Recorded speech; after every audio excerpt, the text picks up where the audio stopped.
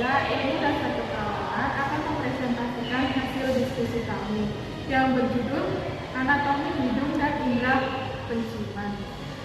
Baiklah, sebelum kami masuk kepada penjelasan materi kami, di sini saya tidak sendiri, di sini saya bersama rekan-rekan saya, dan di sini saya akan memperkenalkan rekan-rekan saya terlebih dahulu.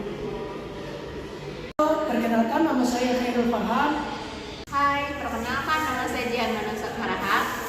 Halo, perkenalkan nama saya Lesti Fitriana. Perkenalkan nama saya Melisa Putri. Hai, perkenalkan nama saya Kiranya Absari.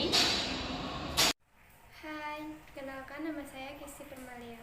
Baiklah, itu tadi perkenalan dari kelompok kami. Selanjutnya langsung saja ke pembacaan materi yang akan disampaikan oleh rekan saya, yaitu Jihan. Baiklah, langsung saja saya akan menjelaskan materi yang pertama, yaitu hidung.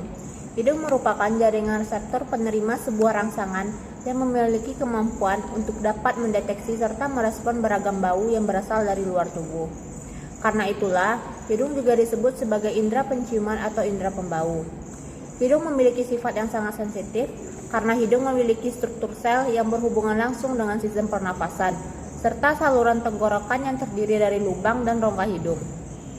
Sedangkan indera penciuman adalah indera yang kita gunakan untuk mengenali lingkungan melalui aroma yang dihasilkan. Seorang mampu mengenali makanan yang sudah busuk dan masih segar hanya dengan mencium aromanya. Di dalam hidung kita terdapat banyak sel komoreseptor untuk mengenali bau. Fungsi hidung terbagi atas beberapa fungsi utama, yaitu pertama sebagai jalan nafas, kedua pengatur kondisi udara atau air conditioning, yang ketiga penyaring dan pelindung. Baiklah, selanjutnya yaitu bagian-bagian hidung. Dapat kita lihat dari gambar di bawah ini bagian hidungnya. Yang pertama yaitu hidung bagian luar terdiri atas pertama pangkal hidung, yang kedua batang hidung, yang ketiga puncak hidung, yang keempat ala nasi atau sayap hidung, yang kelima kolumela atau sekat tulang rawan dan kulit, yang terakhir yaitu lubang hidung. Selanjutnya yang kedua ada bagian dalam hidung atau internal. Yang pertama yaitu lubang hidung. Lubang hidung merupakan bagian hidung yang terlihat secara langsung oleh mata karena lubang hidung terletak di bagian luar hidung yang berfungsi untuk melindungi hidung dari ancaman yang berasal dari luar. Selain itu, lubang hidung juga mengatur ukuran sesuatu yang dapat masuk ke dalam hidung.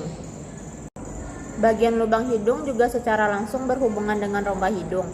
Terdapat dua buah lubang hidung pada manusia yang dipisahkan oleh septum atau pemisah hidung.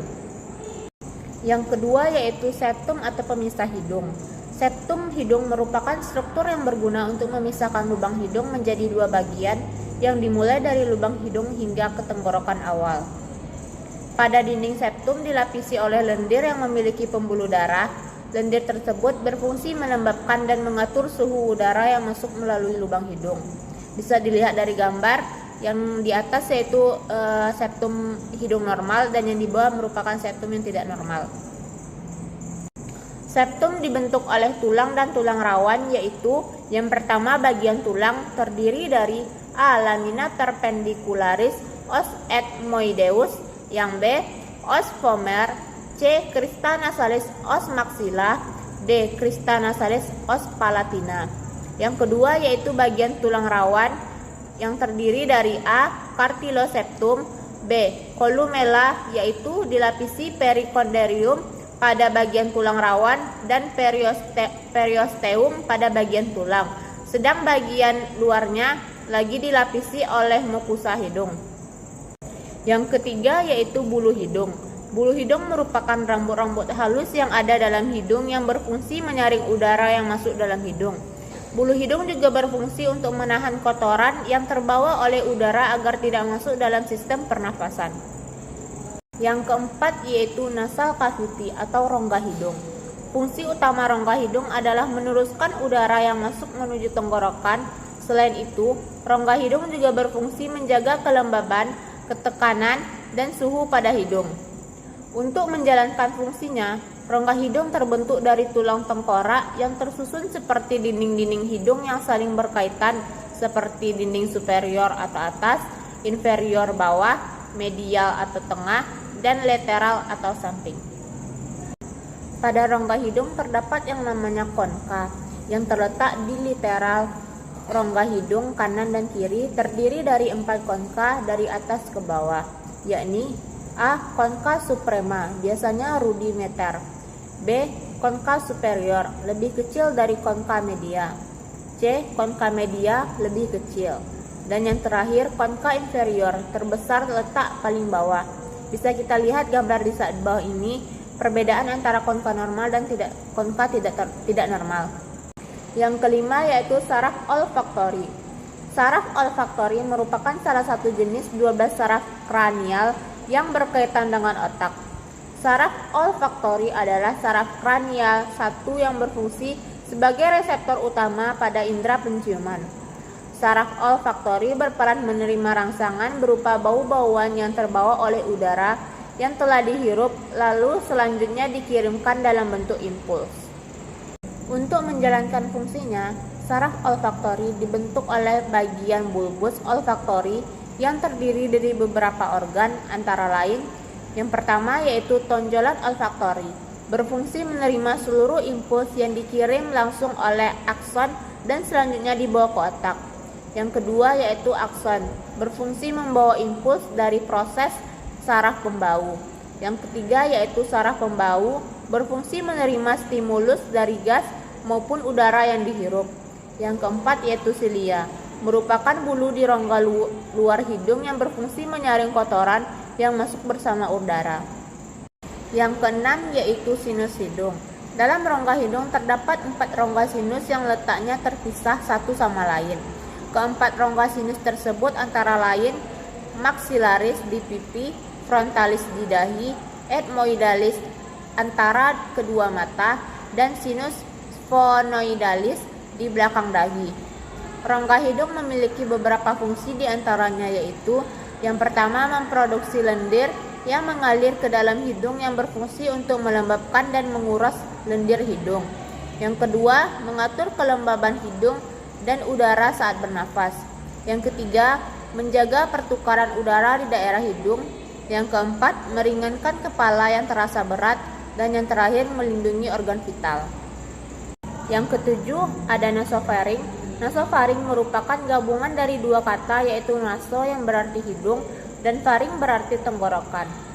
Maka dapat disimpulkan bahwa nasofaring adalah bagian dari sistem pernafasan yang menghubungkan hidung dengan tenggorokan. Setelah penjelasan anatomi hidung tadi, selanjutnya ada mekanisme alat penciuman. Manusia mendeteksi bau menggunakan sel reseptor yang ada di hidung. Di atap rongga hidung terdapat lapisan epitelium yang sangat sensitif terhadap molekul-molekul bau, karena pada bagian ini ada bagian pendeteksi bau. Reseptor ini jumlahnya sangat banyak, ada sekitar 10 juta. Ketika partikel bau tertangkap oleh reseptor, zat tersebut akan larut dalam lendir pada mukosa membran sehingga terjadi pengikatan zat dengan protein membran pada dendrit. Kemudian timbul impuls yang dikirim oleh saraf olfaktori ke traktus olfaktori, lalu masuk ke bulbus olfaktori. Impuls yang dijalarkan dari bulbus olfaktorius menuju otak akan diolah untuk diinterpretasikan pada daerah bau primer, dihubungkan dengan pusat lainnya. Contohnya, dihubungkan ke pusat muntah, dihubungkan dengan hipotalamus, dan lain-lain. Disimpan di korteks otak sebagai memori atau ingatan akan bau. Berikut ini mekanisme kerja indera penciuman. Yang pertama dimulai dari rangsangan atau bau, kemudian lubang hidung, epitelium olfaktori, mukosa olfaktori, saraf olfaktori, talamus, hipotalamus, otak daerah olfaktori, dan yang terakhir hipotalamus-talamus atau korteks cerebrum. Yang terakhir ada gangguan pada penciuman, diantaranya yang pertama yaitu salesma atau cold dan influenza atau flu, yang kedua yaitu hidung tersumbat dan pilek, yang ketiga gangguan sinus atau penyakit sinusitis, yang keempat yaitu deviated septum, yang kelima rinitis, yang keenam polip, yang ketujuh anosmia, yang kedelapan angiofibroma juvenil adalah tumor jinak pada hidung bagian belakang atau tenggorokan bagian atas atau nasofaring yang mengandung pembuluh darah. Dan yang terakhir yaitu Papilloma juvenil adalah tumor jinak pada kotak suara atau lari. Baiklah, sekian penjelasan dari saya dan terima kasih. Baiklah, itu tadi sekian penyampaian dari kelompok kami. Apabila ada kesalahan kata, kami mohon maaf. Kami akhiri. Wabillahi taufiq wal hidayah. Wassalamualaikum warahmatullahi wabarakatuh.